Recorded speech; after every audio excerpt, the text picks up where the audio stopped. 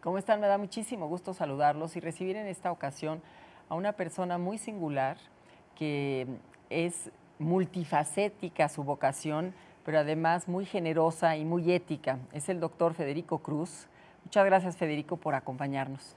Sí, ingeniero Mercedes, gracias. No, eres ingeniero, eres médico, eres comunicólogo, eres locutor, trabajas también en los medios, así que sabes de qué estamos hablando, pero pues sí, eres muchas cosas y eres un ingeniero, entonces te diría yo de la salud, de la curación a través de las plantas medicinales. Es bonita definición y aplicación, porque la ingeniería finalmente consiste en saber qué medios tiene uno para un fin y cómo transportar esos medios para el fin. Eso es la ingeniería. Bueno, ¿y cómo llegaste a esto de curar con las plantas tradicionales mexicanas de la Huasteca Potosina? Tuve un problema de salud muy fuerte. Cuando tenía 25 años, estaba recién casado, ya no podía consumir yo nada, estaba yo con la alta medicina de especialidad de aquí del sur y no había nada que ya había que hacer conmigo. Y mi abuela, nosotros somos de San Luis Potosí, ella tenía un problema de artritis muy severo, deformante, y a ella le había curado un yerbero que iba de la Huasteca Potosina a San Luis, la capital del estado, y me llamó mucho la atención cómo le curó esa deformación, cómo le curó totalmente la artritis deformante que tenía. Y finalmente me puse en contacto con él y fui la única persona, a mi entender, que le pasó todo su saber. En 45 años que él se dedicó a esto, fui el único al que afortunadamente me pasó todo su saber. ¿Quién era este doctor Carlos Gutiérrez? Carlos Gutiérrez era un famosísimo, se acordará la gente que vive por aquella zona. Mucha gente en todo el Bajío lo conoce. Él era una persona de campo, pero con mucha aptitud para reconocer el problema en un ser humano y saber qué hierba le parecería, porque la Huasteca es un gigantesco laboratorio, es un gigantesco, por la gran temperatura que hay y la gran cantidad de humedad, hay mucha variedad de hierbas y la etnobotánica, el grupo étnico que estaba ahí alrededor, supo emplear bastante bien las combinaciones de las hierbas para lograr un fin. Federico, esto de curarse con hierbas sigue siendo de alguna manera una tradición mexicana indígena importantísima, cultural, pero hay otros pueblos que también lo hacen, los chinos, los japoneses, hay otras culturas que tienen una enorme tradición. Tú has buscado que sea reconocido médicamente en el nivel justo y estás ahorita iniciando una lucha muy noble y muy importante, que es que la UNESCO reconozca a la medicina herbolaria mexicana como patrimonio cultural mundial de la humanidad. ¿Qué es lo que estás haciendo al respecto y cómo lograr algo, me parece a mí, muy importante? Las culturas todas tienen que tener un proceso de maduración para lo que es su propio conocimiento. Sí. La medicina occidental está bastante avanzada. Yo soy de los primeros que, en cuestión de investigación, no tengo por qué negar lo mejor que ha logrado la medicina alópata, pero también hay otro tipo de medicina, en este caso hablando de la herbolaria, que tenemos que tener ese ayornamiento, esa ponerla en forma para el individuo que está en una ciudad, como por ejemplo en este caso México, el Distrito Federal, que tiene que tener toda la cantidad de sabiduría aplicada para que pueda ser una persona que viva en un medio tan demandante de tiempo como la Ciudad de México, a diferencia de la persona que vive en el campo, en la playa y puede tomar este mismo tipo de tratamiento. O sea, tenemos que tener un futuro de una tradición muy acendrada y tenemos que ponerla en la boca no de los mejores especialistas, sino de la gente que ha tenido la gran cantidad de experiencia, de buenas experiencias de lo que ha sido la medicina herbolaria aplicada. Pero ¿por qué es importante hoy en día, en pleno siglo XXI, reconocer que te puedes curar con plantas? Porque eso no se lo cuestionaban nuestros antepasados. Se curaban con plantas y de hecho pues hay documentos importantísimos, códices como el de Fray Bernardino de Sahagún, el Vadino, otros, o sea, que retrasan esa tradición mexicana que los españoles admiran verdaderamente, la diversidad de plantas.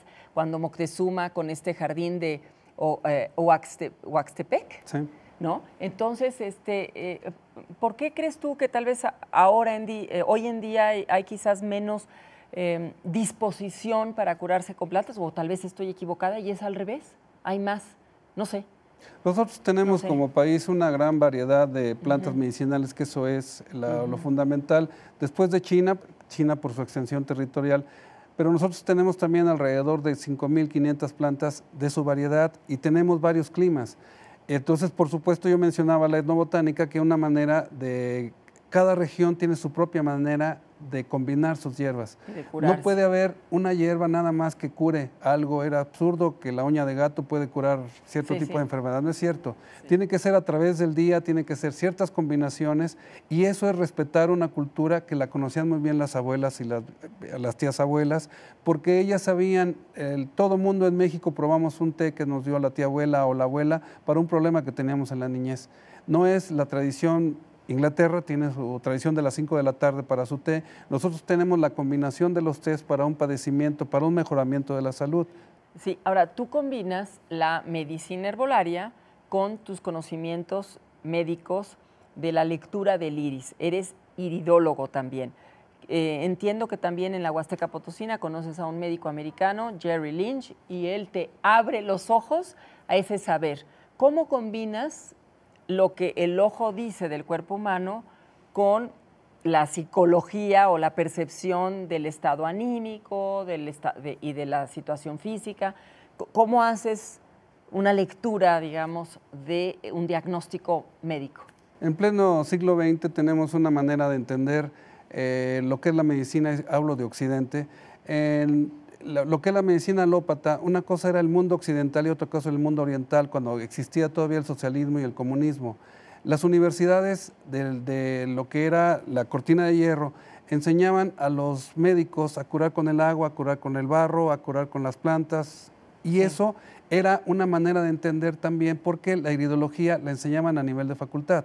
Se terminó ese sistema, se acabó, no es ninguna vocación equivocada que tengo, pero sí lo que queda es una parte de la medicina, pero la misma medicina que aplicaban en las facultades, en las universidades, se estudiaba la iridología como una forma de identificar los padeceres que tiene un organismo humano. Y esto tiene que ver porque precisamente lo que yo tengo que practicar, lo que tenemos que practicar los que nos dedicamos a las hierbas, identificamos la enfermedad con la iridología, es una medicina de trinchera. O sea, recibimos lo que se nos presenta, sin negar los adelantos que puede tener la anestesia, la higiene, la misma operación, sin dejar de respetar esas cosas. Tenemos que coadyuvar, pero no desconocer lo demás, el conocimiento que viene acendrado en este caso mexicano. ¿Y por qué crees que es importante preservar esa tradición cultural en niveles ya de valoración mundial, con instituciones como la UNESCO, que no se ha dado todavía en México eso? Porque tenemos unos retos para el futuro bastante fuertes. Hay los tratados comerciales, las cosas que se tratan como comercio. No puede ser la salud una simple suma de beneficios y costos.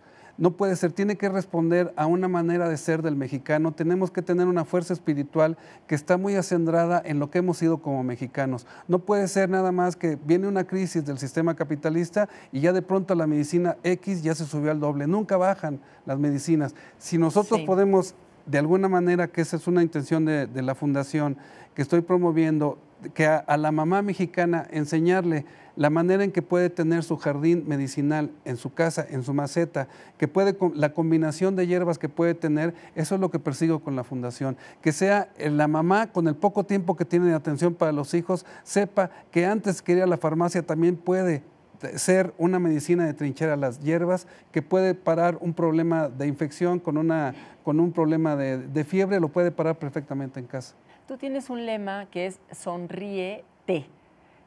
Entonces es sonríete a ti mismo y sonríe a través del té, que son las infusiones que te haces con las hierbas. ¿Cómo se te ocurrió esto? Porque también la sonrisa es parte indispensable para vivir. Porque te das cuenta cuando se hace un buen diagnóstico, aparece una sonrisa y lo hacemos espejo a espejo, tanto el que está enfrente de mí como yo, siempre es una satisfacción, es un relajamiento que tenemos porque fue acertado lo que dije y en un tiempo X, que lo puedo señalar afortunadamente, recibirá el beneficio de lo que es el tratamiento de las hierbas. Pues te agradecemos muchísimo, Federico, te deseamos mucho éxito en esta, pues en esta cruzada intelectual que has emprendido para que precisamente la medicina herbolaria mexicana sea reconocida como se deba y que esta tradición continúe y perdure de generación en generación, porque es cierto, es un siglo muy convulso en muchas cuestiones y pues tienes un remedio en la casa, también lo tienes inmediatamente en tus hierbas. En la medida en que gente como tú, con tu quehacer extraordinario que has tenido a través de toda tu vida y te des cuenta que esto vale la pena, eso me da y nos da a la gente que estamos organizando esto de la sociedad civil para poder hacer nuestra fundación. Te lo agradezco. No, yo te agradezco a ti. ¿Y pues te pueden encontrar dónde? El teléfono es 55 71 87 60 o si no se meten a las redes en Sonríete, estoy ahí en todas las redes. Bueno, pues ya saben, si quieren un diagnóstico diferente y reflexionar sobre ustedes mismos y qué hacer para estar mejor y tener una vida de salud, de bienestar, esta es una opción ancestral mexicana. Muchas gracias, Federico, y gracias a ustedes por su tiempo y su atención. Nos vemos en la siguiente charla. Hasta entonces.